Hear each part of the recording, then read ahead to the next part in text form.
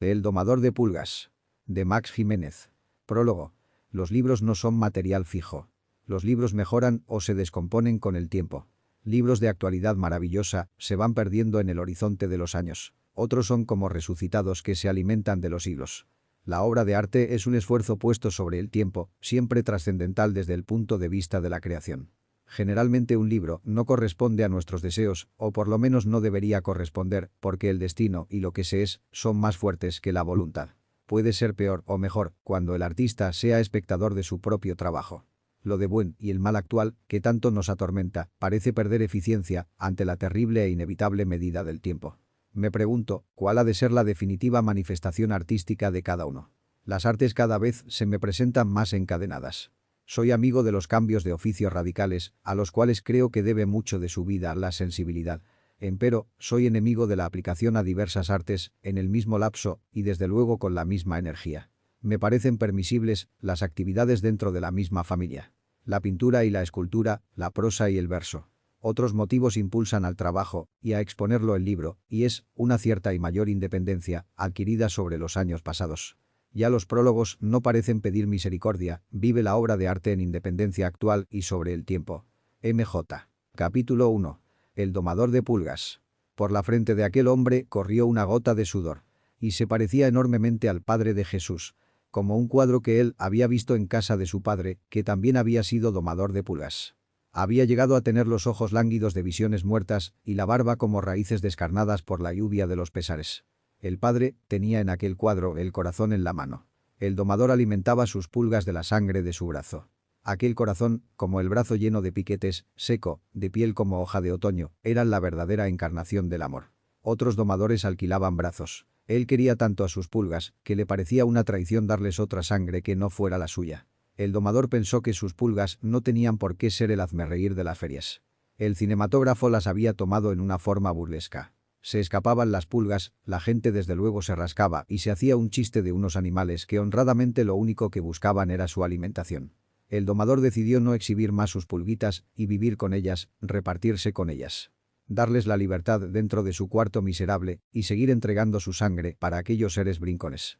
Había que redimir a aquellos animalitos, víctimas de los dedos pulgares de las abuelas. Había que libertar a aquella raza que había dado origen a tantas personalidades mal agradecidas, desde que se había inventado el sistema individual de matar pulgas.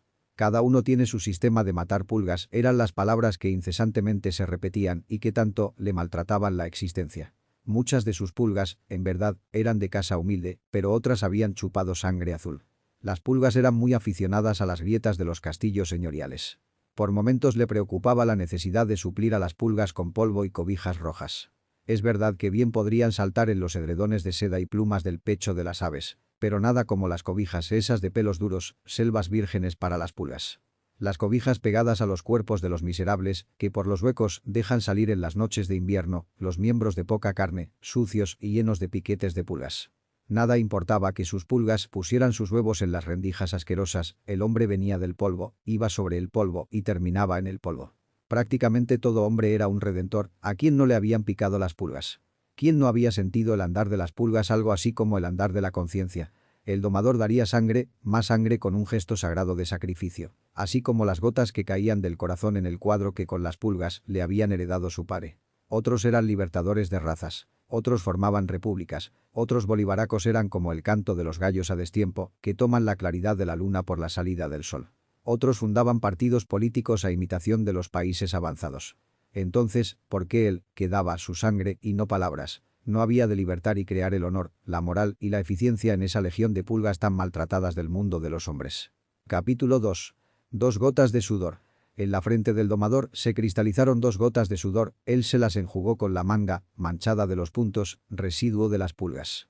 Aquellos puntos probablemente serían suspensivos de una futura generación.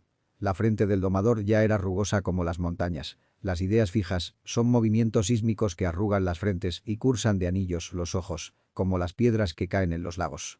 En círculos concéntricos nos vamos devolviendo a lo que es nada. El domador de pulgas se dio cuenta de que lo que hace falta en la vida es solamente un impulso inicial. Ya sus pulgas no iban siendo los animalitos saltones, de patas traseras casi aladas, sus pulgas se estaban dividiendo. Sus grandes masas, pequeños círculos y hasta pulgas solas, pasándose la mano por la frente. El domador había dado el impulso y, oh terror, allí se estaba formando una generación, como las nebulosas, tan parecidas a los vientres que amasan dentro de sus senos las futuras desgracias y los futuros finales. El domador pensó en la trascendencia de las cosas redondas, la pérdida de los salientes en la vida, tal vez todo iba sacrificándose por hacerse redondo. Dentro de aquel cuarto se estaba formando un mundo. Aquellas pulgas que perdían el andar de pulgas y los gestos de pulgas estaban anidando dentro de su cuerpo la ilusión que se había dado el brazo con la esperanza. A él esa unión no había hecho otra cosa que engañarlo para que llevara por la vida una carga de pesares, de daños orgánicos y hasta un más allá, sacado de la más cruel de las realidades, de reintegrarse al polvo que redondea los mundos. En aquel cuerpo mortal de sus pulgas se presentía el amor con toda su cola de odios, y que él había visto cómo se sintetizaba en purísimo egoísmo. Sus pulgas llanas, a quienes lo mismo era una pierna de reina o de andarín pordiosero, que solamente andaban buscando la sangre, su alimento, empezaban a sentir el azote de las diferencias. Ya una selva perfumada y cuidada para la amorosa hospitalidad no era el rincón olvidado dentro de las obligaciones diarias y el trabajo mecánico. Unas pulgas, más grandes, indudablemente eran hombres, habrían de creerse de más capacidad, sin darse cuenta de que serían humildes servidores de las pulguitas pequeñas. Los pulgones empezaban a perseguir a las pulguitas y se creaba lo bello y lo feo, y la envidia sería el balance de los pulgones despreciados por las pulguitas. El deseo del domador de crear una generación nueva solamente parecía reflejarse en un pequeño grupo de renovadores, un grupo que por su agitación parecía descontento, ese grupo a su vez se desintegraría. Siempre quedaría una masa estúpida que aceptaría buenamente lo que le ofreciera una minoría. Se crearía el pago a las entradas de los teatros para que al hacer gastar a las pulgas fuera como la santa resignación de encontrar todo espectáculo maravilloso. La masa de pulgas tonta se crearía tiranos y se rebajaría a la absoluta nulidad, a la igualdad, para darle el poder a un solo hombre, tirano que probablemente se llamaría el amigo del pueblo. 4 pulgones y pulguillas decretarían las guerras y las pulgas chivos irían en rebaños a asesinarse contra otros infelices cuyo único pecado era hablar un idioma diferente. Pero los pulgones impulsadores de la guerra pasarían a la historia. Parte de las masas, tal vez las que se creían letradas, se aprenderían sus vidas y creería que aquellas pulgas estaban dotadas de poder divino. Terrible. Sus pulgas, tan pulgas una como la otra, ya no eran las mismas pulgas, qué diferencia. Antes organizadas por igual, del mismo principio, del mismo fin, ahora se estaban haciendo pulgas distintas. Todo por su deseo de redimir pulgas. Ya su impulso estaba dado. Ahora él estaba pasando a espectador, nadie podría retornar ahora, las pulgas a pulgas.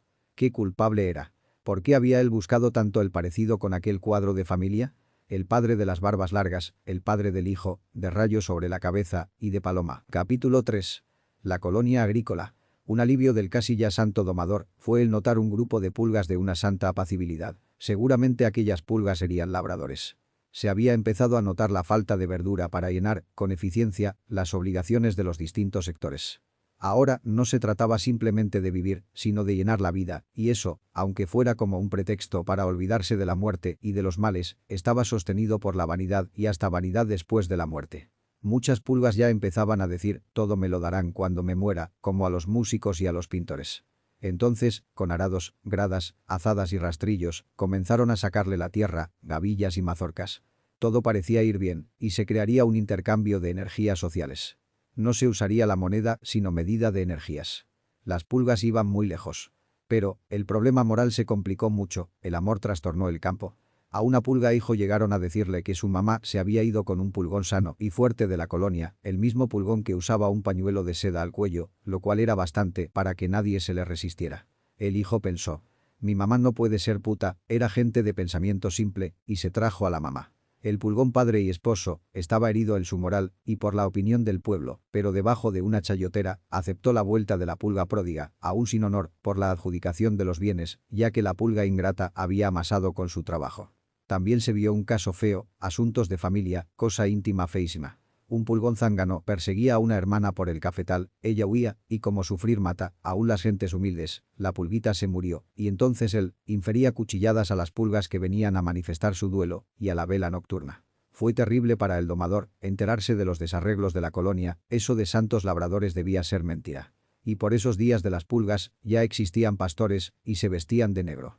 Varios no podían resistir las injusticias de la gente mala, había buenos en el pueblo, pero los malos, aunque pocos, eran irresistibles, y se había creado en el pueblo una cosa que era, no ser nada pendejo, lo cual significaba que había que meterse en toda riña y no salir corriendo en el momento de las puñaladas. Además los pastores que les llegaban eran de pensamiento muy elevado, hablaban de teología, y ellos más creían en los bosques de las noches negras. Se envió un pastor de más humilde calidad que les predicara en sus costumbres.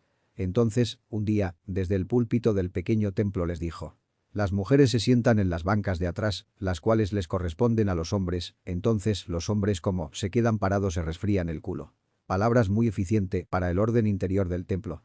Además, les había dado por casarse con el pecado original muy andado, él lo evitó diciéndoles: si me vienen con panza, nada de vestido blanco, una simple toalla, los azahares para la virginidad pero no redonda. Al santo pastor le enviaban anónimos. Un anónimo entre las pulgas era una cartita sin firma, pero que siempre dejaba adivinar de quién era. Las pulgas malas, cuando escribían un anónimo ya se habían refinado muchísimo y gastado mucho tiempo en el estudio de la herida que habían de causar. Bueno pues, el santo pastor recibió un anónimo que decía: lo vamos a bañar en mierda. Él lo leyó en el sagrado púlpito y dijo: el que escribió esta cobardía maloliente, al solo hacerlo, ya está bañando en lo que dice, y buen trabajo va a tener Satanás en los infiernos para limpiarlo. La fuerza simple en mucho disminuyó los recaditos en el papel sin firma de pulga, pero el mal ya estaba muy arraigado en el pueblo. Las pulgas no muy malas le decían al pastor sus pecados, los volvían a cometer pero después de pasado un tiempo largo. Algunas pulgas se volvieron lo que se llamaba muy meritoriamente arrepentidas.